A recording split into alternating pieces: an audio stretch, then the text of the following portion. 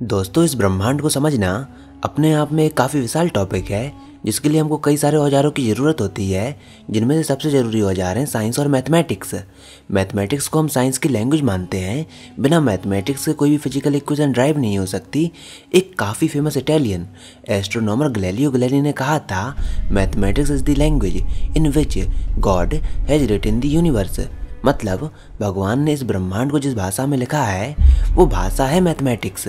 इस ब्रह्मांड को जब तक नहीं पढ़ा जा सकता, जब तक इसकी लैंग्वेज को ना जाना जाए।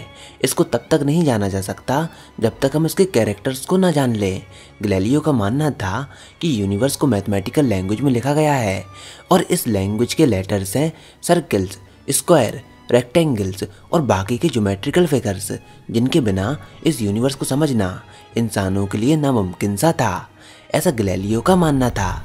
लेकिन क्या बाकी की भाषाओं की तरह, जैसे कि English, Hindi, Sanskrit, French, German, Italian, क्या मैथमेटिक्स भी इन्हीं भाषाओं की जैसी है? क्या मैथमेटिक्स सच में एक यूनिवर्सल लैंग्वेज है? जिस तरह बाकी की लैंग्वेजेस होती हैं, क्या बिल्कुल उसी तरह मैथमेटिक्स भी एक लैंग्वेज है?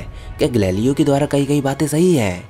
अगर हाँ, तो क्या सच में इस ब्रह्मांड को मैथमेटिकल इक्वेशन के फॉर्म में लिखा गया है? वैसे तो इस यूनिवर्स को देखने पर हमको तमाम जगहों पर मैथमेटिक्स नज़र आती है। कई सारे ज्योमेट्रिकल फिगर हमको नज़र आते हैं, जिनकी मैथमेटिक्स को हम अच्छे से जानते हैं। कई सारी मैथमेटिकल वैल्यूज़ नज़र आती हैं, जैसे कि pi, irrational number 5, equation of the ellipse, जो कि हमारे सोलर सिस्टम में वैलिड है, और भी तमाम तरीके की मैथमेटिक्स हमारे यूनिवर्स के साथ जुड़ी हुई है।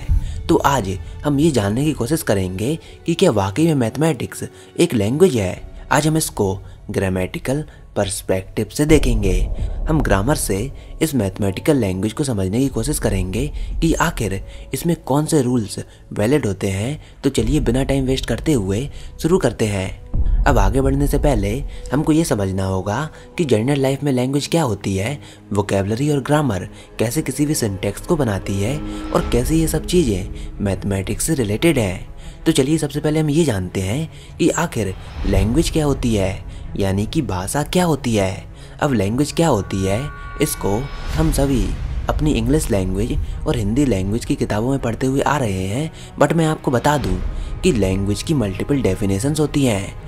लैंग्वेज वर्ड्स और कोड्स का एक काफ़ी कॉम्प्लेक्स सिस्टम होता है, जिसका इस्तेमाल कुछ रूल्स के साथ किया जाता है।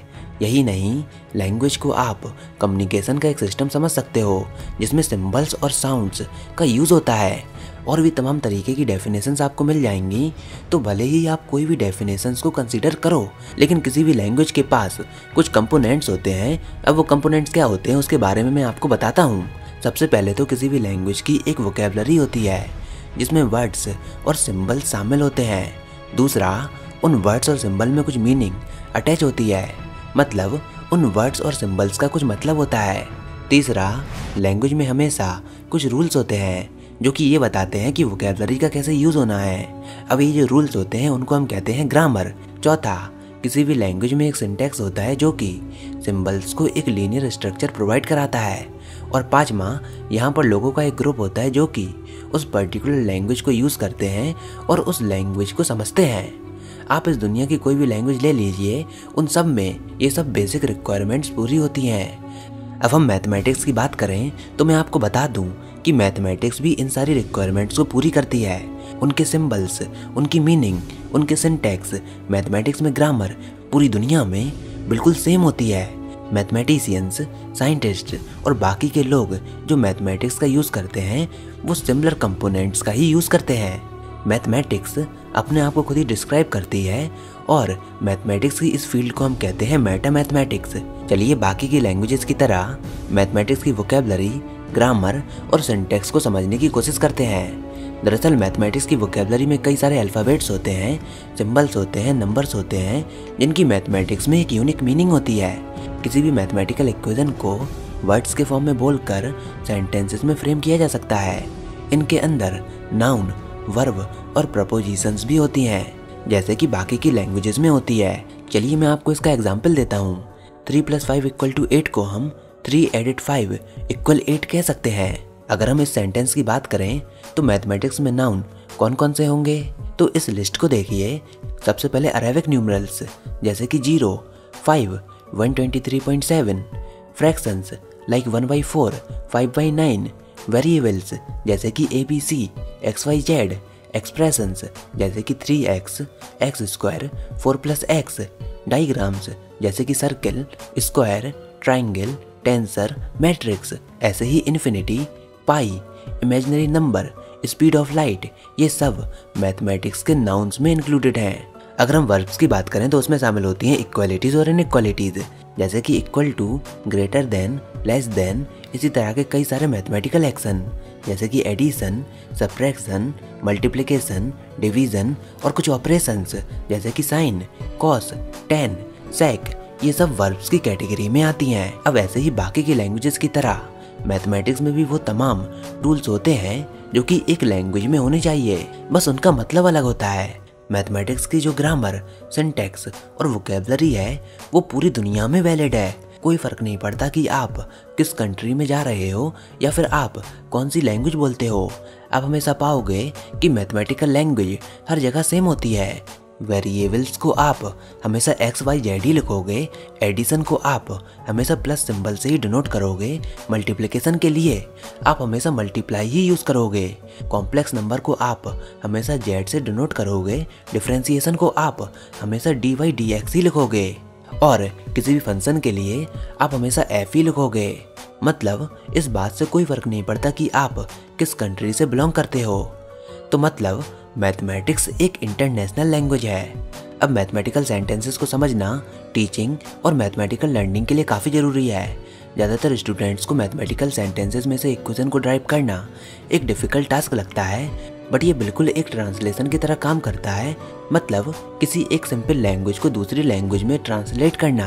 अभी मैं आपको बताता हूँ कि मैं क्या कहना चाहता हूँ।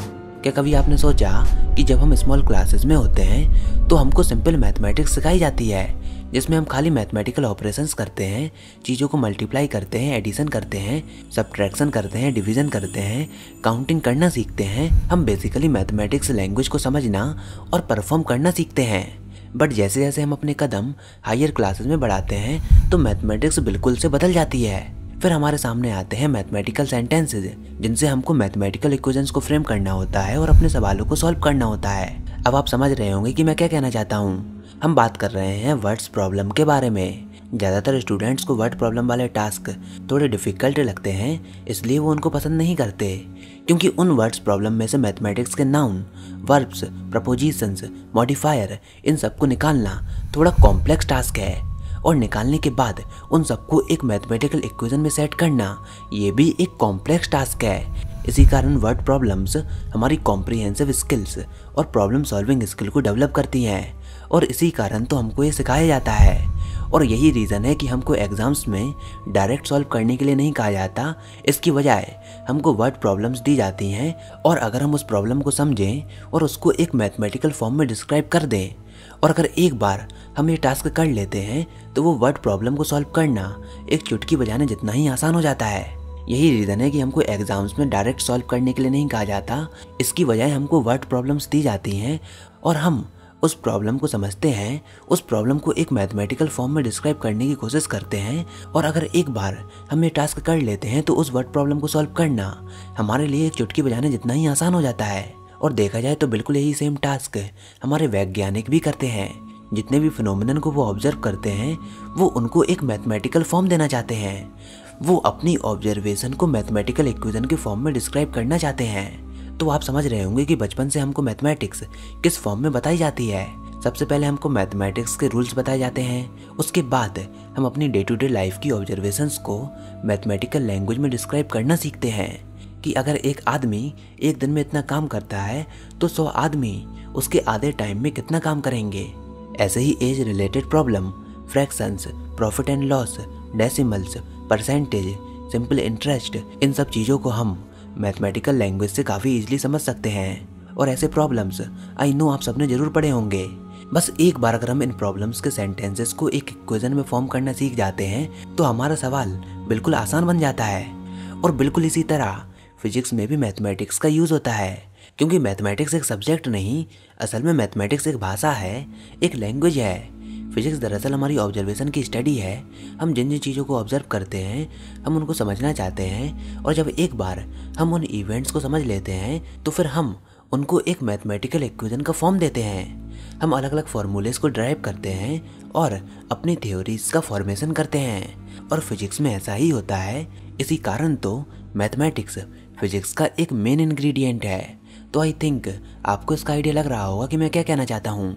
अब क्योंकि पूरी दुनिया में मैथमेटिक्स सेम होती है, इसी कारण मैथमेटिक्स को हम एक यूनिवर्सल लैंग्वेज मानते हैं। मैथमेटिक्स के सभी फॉर्मूले हमेशा सेम होते हैं, भले ही किसी भी कंट्री में पढ़ा जाए या फिर लिखा जाए। हाँ, वो बात अलग है कि आप कोई और ही नंबर सिस्टम का यूज़ करो, लेकिन मैं आपको बता दूं कि सभी लोग मैथमेटिक्स को लैंग्वेज नहीं मानते, क्योंकि लैंग्वेज की कुछ डेफिनेशन ये कहती हैं कि लैंग्वेज कम्युनिकेशन का एक स्पोकन फॉर्म है, मतलब कम्युनिकेशन का ऐसा माध्यम जिसको बोला जा सके। लेकिन मैथमेटिक्स को केवल लिखा जाता है।